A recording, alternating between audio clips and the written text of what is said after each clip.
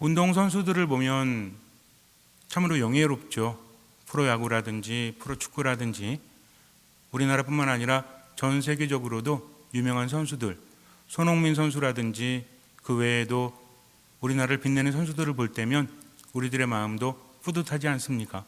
요즘처럼 힘들 때, 물론 자매님들은 별로 안 좋아하실지 모르겠지만 손흥민 선수가 골을 넣었다라고 하면 굉장히 기분이 좋아요. 그 순간만큼은 아주 좋습니다. 그런데 운동선수들은 참으로 쉽지 않은 삶을 살고 있죠. 우리가 볼 때는 때론 답답하기도 하지만 올림픽이라든지 국가대항전을 보면 어떻습니까? 조금 더 잘하지 왜 저것뿐이 못하나 라고 생각을 하지만 일반 사람들이 나가면 어떻게 될 것 같아요? 아마 조금도 뛰지 못하고 지쳐서 쓰러질지도 몰라요. 축구선수나 야구선수들도 마찬가지입니다. 시즌이 끝나고 시즌이 시작되기 전에 그들이 먼저 모이죠. 모여서 연습을 합니다. 그런데 이 연습의 대부분은 체력 훈련이래요. 그동안 많이 먹고 쉬고 운동을 하지 못해서 몸이 변했다고 합니다. 이제 적응하기 위해서 몸을 만드는 거죠. 지옥 훈련이라고 그래요. 일반 사람들은 버텨낼 수 없는 훈련. 그래서 여러분 들어보셨겠지만 동계 훈련을 한다 그러면 대부분이 체력 훈련이죠. 산을 타거나 달리거나 또는 몸을 만드는 그런 훈련을 합니다. 거기에 트레이너들이 붙어서 그에게 먹을 것을 제공해주고 그 자신은 열심히 운동하고 먹기만 하면 되고요. 트레이너들이 옆에서 그 사람의 몸을 측정해서 이 사람에게 뭐가 필요하구나 하면서 운동 스케줄을 짜주거나 또는 식단 관리도 해준다고 합니다. 선수는 몸을 만들기 위해서 엄청난 훈련을 해요. 그리고 실제 종목에 대한 훈련은 그렇게 많이 하지 않는다고 합니다. 왜냐하면 몸을 만드는 것이 우선이기 때문에 그래요. 가끔 은퇴한 선수들을 보면 그런 말을 하죠. 기술력은 있는데 몸이 따라가지 않는다고 합니다. 어느 정도 체력이 되지 않으면 그 기술을 쓸 수 없기 때문에. 그래서 훌륭한 프로 선수들은 체력 관리를 아주 잘하고 체력 관리를 해서 운동할 수 있는 몸을 만든다고 하죠. 매번 반복한다고 합니다. 왜 그럴까요? 몸이 뒷받침해 주지 않으면 그것을 견뎌낼 수 없기 때문입니다. 우리도 마찬가지예요. 우리들의 삶을 살아가면서 때로는 커다란 고난이 있거나 역경이 있다라고 할지라도 우리가 그것을 이겨낼 수 있다면 때론 그 자체가 힘들긴 하지만 그래도 그 안에서 많은 것들을 얻어낼 수도 있다라는 거죠. 눈에 보이는 육체적인 체력뿐만 아니라 정신과 마음도 마찬가지죠. 요즘에는 코로나 사태 때문에 우리들의 마음과 정신이 무너지고 있죠. 무엇을 느낍니까? 코로나 걸리지 않았는데도 어때요? 코로나 블루라든지 그 외에 또 요즘에는 코로나 앵글이라는 말도 있고 또 저는 코로나 발끈이라고 제가 말을 붙였는데 자꾸만 발끈합니다. 누가 어떤 말 하면 잘 견뎌내지 못하고요. 참아내지 못해서 괜히 말해서 서로 부딪히기도 하죠. 가족 간에 서로 말 잘못해서 커다란 전쟁이 일어나기도 하지 않습니까? 왜 그래요? 코로나 걸려서? 그렇지 않죠. 우리들의 마음과 우리들의 정신이 무너지기 시작하기 때문입니다. 불안과 두려움이 우리를 사로잡기 때문에 그렇다는 거죠. 그래서 우리는 알고 있습니다. 정신적인 힘이 없고 마음의 힘이 없으니까 잘 이겨내지 못하는구나. 어떤 힘겨움이 있다고 할지라도 인간을 살아가게 하는 것은 다른 데 있다라고 해요. 어쩌면 우리는 고난 앞에서 이런 생각을 합니다. 이 힘겨움이 없다면 나는 행복할 수 있을 텐데. 그런데요, 인생이라는 것은 힘겨움이 없다고 행복한 것은 아니죠. 언제 행복합니까? 행복한 일이 있을 때 그렇다는 거죠. 고난 중에도 즐거운 일이 있다면 우리 행복하지 않습니까? 지나간 삶을 다시 한번 생각해 보세요. 그냥 아무 일 없이 무탈하게 지낸다라고 해서 행복했었습니까? 어쩌면 우리가 행복을 느낄 때는 어떤 큰일이 잘 해결됐을 때, 고난이 잘 지나갔을 때, 뭔가를 얻었을 때 그때 행복하지 않아요? 비록 뭔가 마음은 조금 힘들었어도 그에 대한 결실, 열매가 맺어졌을 때 우리는 행복하지 않습니까? 그 행복감으로 어려움도 이겨낼 수 있다는 거죠. 어려움이 많기 때문이 아니라 우리로 하여금 행복하게 해주는 그런 일들이 별로 없기 때문에 우리 마음과 정신과 몸에 힘이 별로 없기 때문에 삶은 행복하지 않고 힘들다는 거죠. 이것을 잘 알아야 됩니다. 그렇다면 우리는 어떻게 하면 행복할 수 있죠? 신앙이란 무엇입니까? 믿는 분들은 신앙을 가지고 있고 믿지 않는 사람들은 신앙이 없다라고 하지만 우리는 믿는 사람이죠. 우리에게 신앙이 무엇을 줍니까? 세례받을 때 다 대답했죠? 신앙이 무엇을 주죠? 영원한 생명을 줍니다. 기가 막히세요. 이걸 기억하고 계시다니. 영원한 생명이라는 것은 무엇을 포함합니까? 살아있다는 것은 그냥 단순히 목숨만 유지하는 것이 아니라 꽉 찼다는 거죠. 생기가 넘친다는 겁니다. 영원한 생명이라는 것은 마치 꺼질 듯 그냥 근근히 생명을 이어가는 것이 아니라 꽉 찼다는 거죠. 생기가 넘친다는 겁니다. 영원한 생명이라는 것은 천국에 들어가는 것을 의미하기도 하지만 지금 여기에서 생기 넘치게 살아갈 수 있다는 거죠.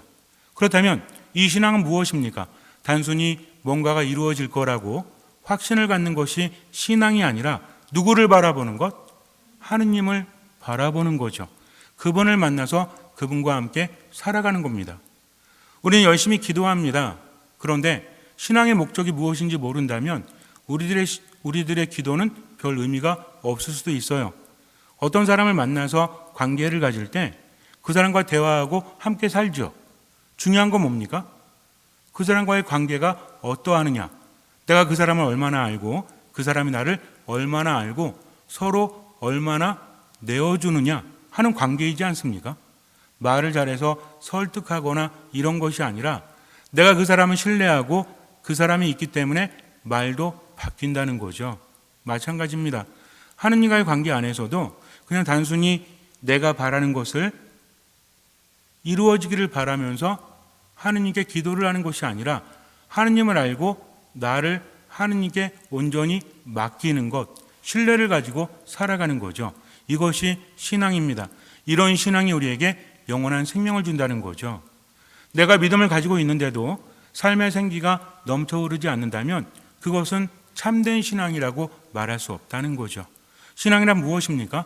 하느님과의 관계라는 거죠. 어떤 관계입니까? 관계라는 것은 그렇죠. 관계라는 것은 내가 무엇을 받고 무엇을 주는 것을 의미하지 않습니까? 하느님과 내 관계 안에서 이끄시는 분은 하느님이시라는 거죠. 그리고 나는 그분을 따라갑니다. 미사에 참여하는 것도 기도하는 것도 복음을 묵상하는 것도 마찬가지예요. 그분과의 관계를 먼저 생각하지 않는다면 그저 바라기만 하는 것은 아무런 의미도 없다라는 거죠. 여러분들이 미사에 오시는 것도 복음을 묵상하는 것도 묵주기도 하는 것도 결국은 하느님과의 관계를 의식하면서 그렇게 해야 된다는 겁니다. 하느님과의 관계 안에서 가장 중요한 게 뭐라고 했죠? 하느님 나를 이끄신다면 나는 그분을 온전히 신뢰한다면 어떤 마음? 듣는 마음입니다. 이걸 묵상하셔야 돼요. 듣는 마음이라는 것은 되게 쉬워요. 그냥 말하긴 쉬워요. 그러나 듣는 마음은 어렵죠. 가족 간에도 듣는 마음이 어려워요, 쉬워요? 요즘에 어려워요, 쉬워요? 분명히 보듬어주고 사랑해주고 들어준다는 마음을 가지고 있는데 앞에만 서면 어때요? 그대 앞에만 서면 뭐가 사라집니까? 듣는 마음이 사라지죠? 뭐가 울컥해요? 짜증. 같은 말 반복하고 옛날 같으면 옆에서 좀 부드럽게 말해주면 기분이 좋았어요. 근데 요새는 자꾸만 물어보고 자꾸만 이렇게 상냥하게 말해도 어때요? 귀찮죠? 지겹습니다. 짜증나요. 뭐라 그래? 입 좀 다물지. 그렇게 말하면 어떻게 해요? 상대방은 노력했는데 그렇게 말하니까 삐지죠? 얼마 안 가서 사라지는 삐짐이 아니라 서로와의 관계가 굉장히 안 좋아지지 않습니까? 이런 것들을 우리는 느끼면서 살아가고 있다는 거죠. 듣는 마음이라는 것은 너무나 어려워요. 내가 행복하고 힘이 생기면 들을 텐데 하느님께서 계신데 왜 내 삶이 이렇지? 라는 힘겨움 속에서 의심을 가질 수밖에 없어요. 아니 나를 사랑하시고 하느님께는 불가능함이 없다며 그런데 왜 이렇게 힘들어? 하면서 판단하게 되면 하느님의 말씀을 제대로 들을 수 없습니다. 그러나 하느님의 말씀을 온전히 신뢰하기 때문에 듣는다는 거죠. 이 정도까지 가려면 어떻게 해야 돼요? 훈련을 해야 돼요. 신앙은 삶이기 때문에 그래요. 한 번 믿고 끝나는 것이 아니라 하느님과 함께 살아갑니다. 살아간다는 것을 우리 가족과 함께 생각하면 돼요. 가족들과의 삶도 하루로 끝나지 않죠. 좋은 날도 있고 안 좋은 날도 있고, 그러나 무엇이 있습니까? 흐름이 있다는 거죠. 들어주려고 노력한다면 때로는 듣지 못할 때도 있지만, 근본적으로 생각하고 근본적으로 노력하다 보면 듣는 마음이 생깁니다. 공감대가 생겨난다는 거죠. 처음에는 힘들어요. 그러나 가족 모두가 노력하다 보면 언젠가는 이루어집니다. 그리고 성장하고 있다는 거죠. 하느님과의 관계도 마찬가지예요. 내가 하느님을 믿습니다. 살다 보니까 흔들릴 때도 있죠. 그럴 때 어떻게 해요? 그분의 말씀을 듣습니다. 들으면서 믿음이 생겨난다는 거죠. 듣지도 않는데 어떻게 신뢰할 수 있겠습니까? 처음에는 머리로 들어요. 그 다음에는 이 말씀이 살아 움직입니다. 마음에서 활동을 하죠. 뭐가 생깁니까? 체험이 생겨요. 듣고 체험이 생기니까 믿음으로 변화됩니다. 내가 이것을 다른 사람에게 설명할 수 없어요. 나의 체험은 오로지 나의 것이기 때문에 그래요. 하느님의 말씀은 지식을 전해주는 것이 아니라 체험이 있어야만 힘이 있다는 거죠. 다른 사람은 몰라도 내 안에 확신이 있지 않습니까? 여러분들이 이미 체험하고 잘하는 것들이 있죠? 이런 것들은 나만의 확신이 있어요, 없어요? 있습니다. 처음 배우는 사람은 확신을 갖지 못해도 우린 그걸 뭐라고 표현하죠? 어떤 일 할 때도 전문가들이나 오래된 분들은 처음 배우는 분들한테 자꾸 하다 보면 뭐가 생긴다고 그래요? 그 있잖아요. 내공도 있지만 자꾸 하면 여러분들 처음에는 신경 쓰고 이렇게 하지만 나중에 몸이 반응하죠? 감이 생긴다라고 하지 않습니까? 이 감이 제일 힘든 것 같아요. 전문가들은 감으로 합니다. 여러분들도 뭐 할 때 처음에는 얼마만큼을 넣고 얼마만큼을 뭐 하고 이런 과정을 거치지만 좀 지나면 어때요? 알아서 하는 거죠. 왜? 감이 생겼기 때문입니다. 그렇다면 여러분들은 신앙에 감이 있어요? 그거 잘 알아들으셔야 돼요. 그럼 감으로 신앙생활을 한다 이것이 아니라 말씀을 듣고 그 말씀대로 살아가다 보니까 뭐가 생깁니까? 신뢰가 생긴다는 거죠. 처음에는 모르지만 그분의 말씀대로 살다 보니까 하느님께서 이끌어 주시는구나. 하느님께서 내게 바라시는 것은 누굴 위한 것이다? 나를 위한 것이죠. 신앙에 있어서 우리가 듣는 마음으로 머물 때 하느님께서는 뭐라고 하십니까? 예수님께서는 나를 따라오너라. 그러면서 뭐라고 하세요? 나를 따르려고 하는 사람은 어떻게 해야 된다? 모든 것을 버리고 매일 제 십자가를 지고 나를 따라야 된다라고 말씀하십니다. 우리는 어떻게 말해요? 아니 모든 것을 어떻게 버립니까? 누가 버릴 수 있겠습니까?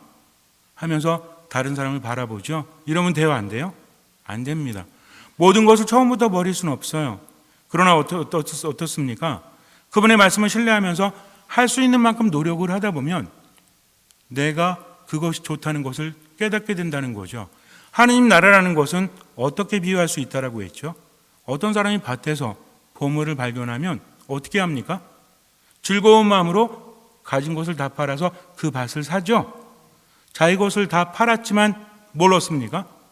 그보다 더 가치가 있는 밭에 보물을 얻는다는 거죠. 하느님의 말씀이라는 것은 억지로 하는 것이 아니라 그것이 좋다는 것을 깨닫기 때문에 그렇게 한다는 거죠. 그러나 이 정도 차원까지 가려면 어떻게 해야 됩니까? 체험을 해야 되고 이 체험 중에는 무조건 신뢰하고 따라야 한다는 거죠. 처음부터 감이 생겨나지 않습니다. 감이라고 말하니까 좀 이상하긴 하지만 신앙적인 체험이라는 것은 어느 정도까지는 온전히 맡겨야 됩니다. 그 다음부터 된다는 거죠. 아이들이 뭔가를 배울 때도 마찬가지죠. 선생님이 시키는 대로 처음에는 다 하지 않습니까? 많은 사람들이 다 합니다. 그러나 높은 단계까지 올라가는 사람은 많지 않지만 처음에는 어때요? 처음부터 모든 걸 다 알고 깨닫고 이러지 않죠? 처음에 어떻게 합니까? 무조건 신뢰하면서 노력을 해요. 좋은 스승이 이끄는 대로 가다 보면 어느 정도 단계가 올라갔을 때 그 사람은 전문가가 됩니다. 신앙도 마찬가지예요. 처음에는 그분의 말씀을 따르기 위해서 무조건 신뢰해야 돼요. 그리고 내 뜻과 맞지 않다고 할지라도 그분의 뜻을 따르기 위해서 최선을 다해야 됩니다. 그러다 보면 어때요? 조금씩 몸과 마음과 영혼이 바뀐다는 거죠. 프로 선수들도 몸을 만든다고 했죠. 우리도 마찬가지입니다. 예수님은 그냥 버리라는 게 아니에요. 버려야만 새로운 삶을 살아갈 수 있기 때문입니다. 바닷가재라고 있어요. 바닷가재 아세요? 드셔보셨어요? 랍스타라고 하죠.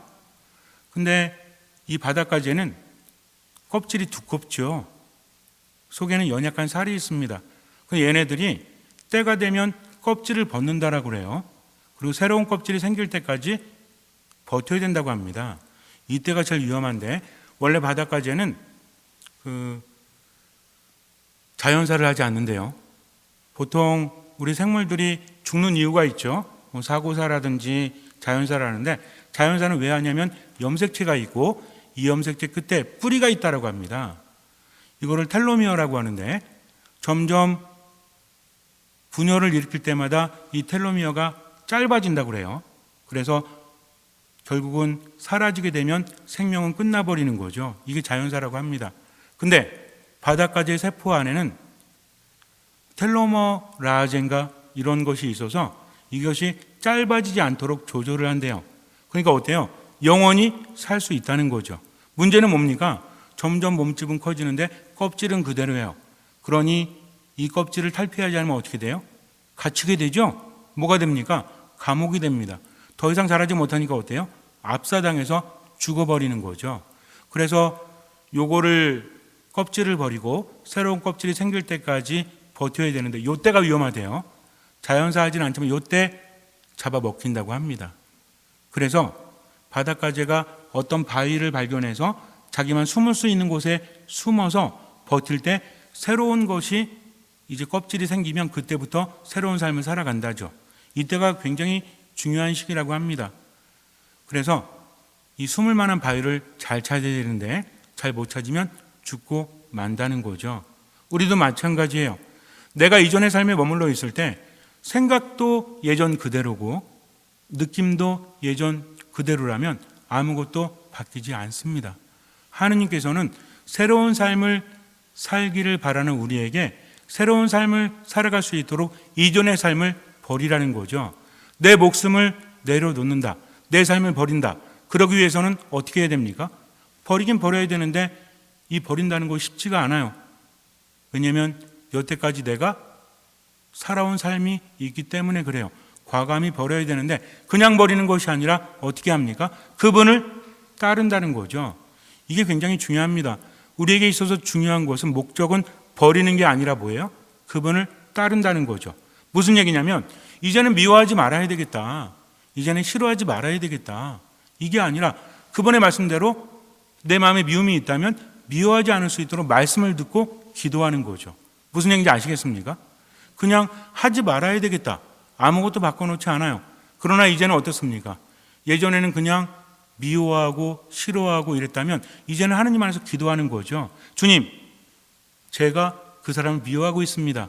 제가 요새 분노하고 있습니다. 요새 견디질 못하고 있습니다. 그러니 이끌어 주십시오 하면서 어떤 마음으로? 듣는 마음. 이겁니다. 내 자신을 비운다는 것은 쉽지가 않아요. 그러나 듣는 마음을 갖다 보니까 어때요? 그 다음부터는 자연스럽게 예전의 것을 버릴 수 있게 된다는 거죠. 이것이 바위를 찾는 겁니다. 바위라는 것은 우리나라에서는 바위에 대한 어떤 느낌이 크질 않지만 이스라엘은 어떻습니까? 숨을 데가 없어요. 왜냐하면 광야가 많기 때문에. 그래서 바위라는 것은 뭐냐면 커다란 바위 뒤에 서면 안 보이죠? 그래서 도적들을 피해갈 수 있습니다.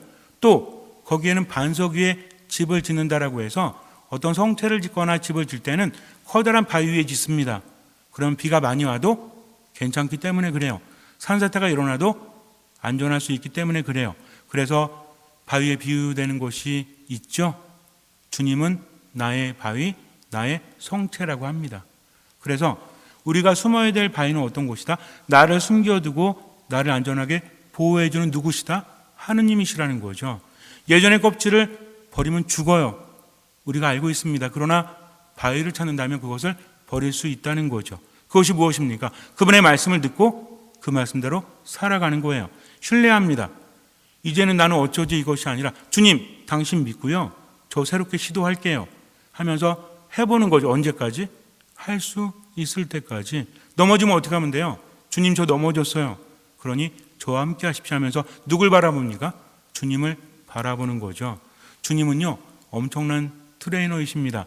운동선수들에게 있어서 트레이너가 중요하다고 그랬죠. 트레이너는 선수를 파악을 잘해야 돼요. 선수보다 더 잘 알아요. 이 선수가 뭘 먹어야 되는지, 어떤 운동을 해야 되는지 잘 압니다. 근데 하느님은 어떠세요? 나를 더 잘 아시죠. 나를 나보다 더 사랑하시죠. 그러니 우리는 어떻게 하면 돼요? 온전히 신뢰하고 맡깁니다. 그리고 최선을 다하면 돼요. 걱정하지 마세요. 염려도 종류가 있습니다. 어떤 게 있냐면 내가 이래도 좋을까? 이것이 있는가 하면 내가 이렇게 하는 데 있어서 얼마만큼 해야 되는가? 라는 염려가 있습니다. 첫 번째 염려는 하면 안 돼요. 주님께 맡겼기 때문에. 두 번째는 무엇입니까? 해야 되는 거죠. 그분이 원수 사랑하랬죠? 그러니까 어떻게 하면 돼? 할 수 있는 만큼 사랑하기 위해서 기도하면 돼요. 그리고 노력하면 돼요. 나머지 주님께 맡깁니다. 이렇게 하면서 조금씩 변화된다는 거죠. 그래서 우리의 삶이 새로워집니다. 예수님 뭐라고 하십니까? 그분의 말씀은요, 듣고 묵상하고 생각하고 그러다 보면 이 말씀이 내 안에서 살아 움직이는 거죠. 그래서 겸손되이 받아들여야 되는데 새 술은 새 부대에 담아야 한다고 하죠. 여기서 술은 주로 뭐겠습니까? 1번 소주, 2번 맥주, 3번 포도주. 역시 똑똑하세요. 포도주가 진짜 좋은 술입니다. 세상에서 제일 비싼 술이 포도주예요. 물론 우리가 평범하게 먹는 그런 포도주 말고 이 포도주는 천차만별입니다. 근데 이 포도주를 담을 때 지금은 용기가 있지만 예전에 양가죽으로 담았어요. 이 양가죽이 부드러우면서 질겨요. 이 포도주가 안에서 발효가 되죠. 그럼 어떻게 됩니까? 빵빵해집니다. 그러니까 어떤 그 양가죽에 포도를 담았을 때 얘가 이렇게 늘어나는 거죠. 숙성이 됩니다. 근데 문제는 뭐냐면 이 포도주를 다 따라내고 새로운 걸 담잖아요. 그럼 이 양가죽은 어떻게 됐겠어요, 지금? 이미 늘어날 대로 늘어난 데다가 당분이 있어요, 당분이. 딱딱하게 굳습니다. 그러니까 새로운 포도주가 그 안에 들어가서 발효가 되면 부피가 막 커지겠죠? 그럼 어떻게 돼요? 빵 터져버립니다. 그럼 어떻게 돼요?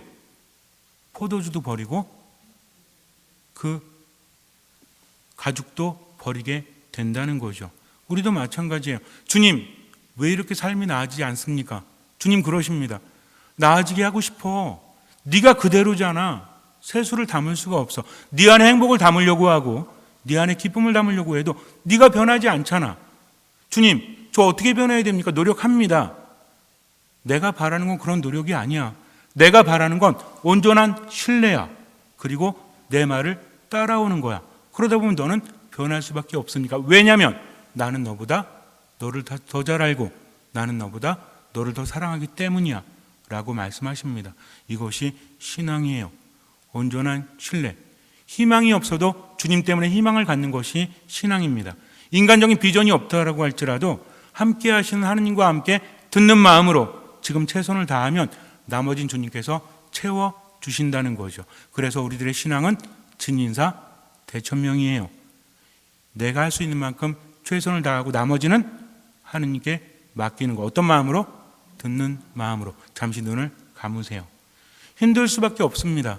우리는 힘들어서, 우리는 괴로워서 바뀌기를 바래요. 그런데 하느님은 더 바라십니다. 바뀌기를. 그러니 판단하지 말고 온전히 맡기십시오. 지금의 내 삶을 온전히 내려놓지 않는다면 새로운 삶을 살아갈 수 없어요. 그러나 그것을 내려놓는 것은 그분의 말씀을 듣고 최선을 다하는 것입니다. 할 수 있는 만큼 하고 나머지는 맡기는 거죠. 이것이 신앙이에요. 신앙은 하느님과 함께 가는 겁니다. 그분의 말씀을 듣고 살다 보니까 내가 변화되는 거죠. 새 술은 새 부대에 담아야 합니다. 예수님께서 당신 제자들을 부르셨을 때 그 제자들은 어떻게 합니까? 그들은 그물을 버리고 아버지를 사꾼들을 배에 버려두고 예수님을 따라 나섭니다. 완전할 수는 없어요. 그러나 지금 이 순간 내 것을 놓고 그분을 따라 나서십시오. 그러다가 넘어지면 또 말씀을 듣고 또 따라 나서면 돼요. 걱정하지 마세요. 그분은 나보다 나를 더 잘 아시기 때문에. 그러니 온전히 믿고 지금 버릴 건 버리고 그분을 따라가십시오. 주님께서는 그 믿음을 보시고 우리 삶에 놀라운 기적을 일으켜 주실 것입니다. 아멘.